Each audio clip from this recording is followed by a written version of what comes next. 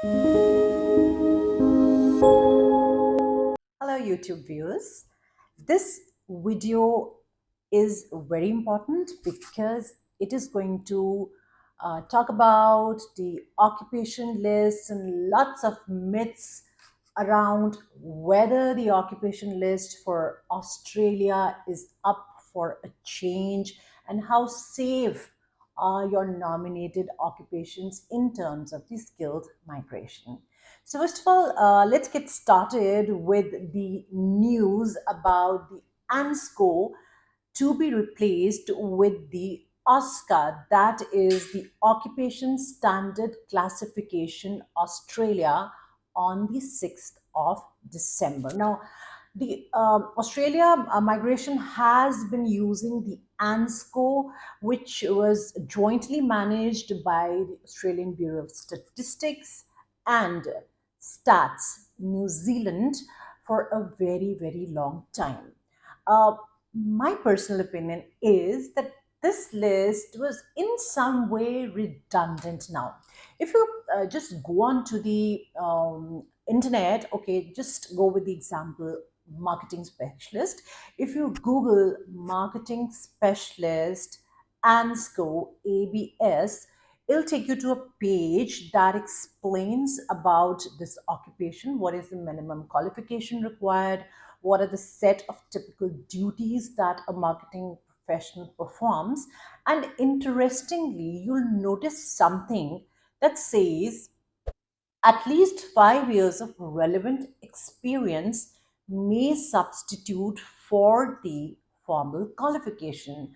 So, what the ANZSCO seems to say is that, okay, if you're somebody who does not have a bachelor's degree, which is a mandatory requirement in order for you to get a positive skills assessment for a marketing occupation. So, if you do not have a qualification, but you do have 5 years of work experience, relevant work experience, you may get a waiver for your qualification. Now, while this is displayed on the ANZSCO website, this is not how it works. There is absolutely no way your work experience could substitute for your qualification. So that is the reason why I feel that the ANZSCO is a very old reference point, a redundant document which the DHA did need to work on. So now the DHA will be having its own occupation list called the OSCA. This will come into effect on the 6th of December.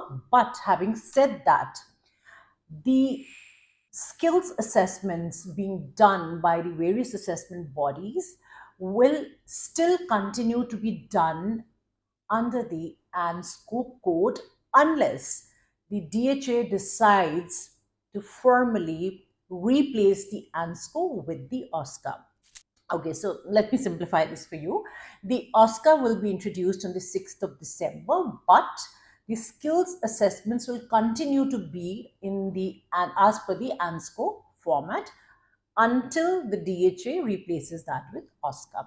So, if you're somebody who is nominating an occupation with a certain 6-digit ANZSCO code, you will still apply under the same occupation, under the same specialization, and you will get your positive skills assessment with the same ANZSCO code till the time the DHA replaces it with the OSCA classification. So that is one part of the confusion a lot of people were battling with.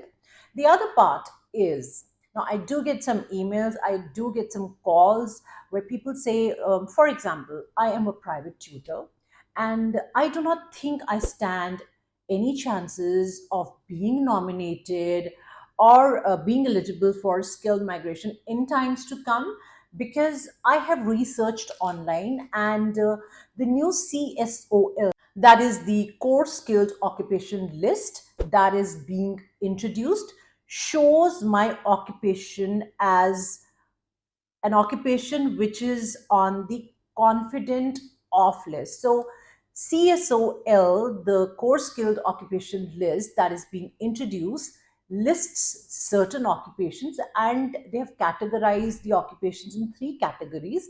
The major two categories are, one is confident off list, and the second is confident on list. So confident on list is the list of occupations which are expected to be retained or included in the CSO list, and confident off list are the occupations that are likely to not be included in the CSOL, such as the private tutors.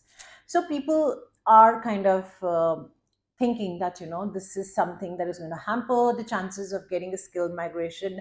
Now, please understand, uh, the CSOL being introduced does not apply to the 189, 190, and the 491 migrant visas.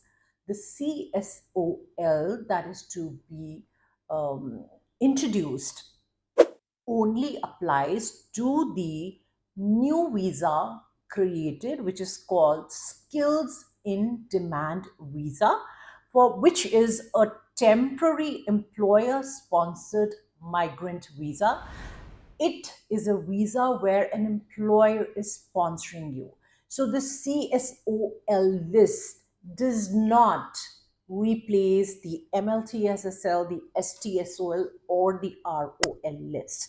Therefore, those of you who are thinking that probably you do not stand much chances of seeing a way ahead with your skilled migration application because your occupation is on the confident off list, please dispel these myths. This is not applicable to the general skilled migration program, specifically with reference to subclass 189, 190, and 491. So that is it. I hope all the concerns related to the occupations and occupation list have been answered. If you still have any queries, feel free to write into us at inquiries@caanwings.com or give us a call on 78498 and we'll be happy to take your questions. That will be it for today. Until next time, bye bye and take care.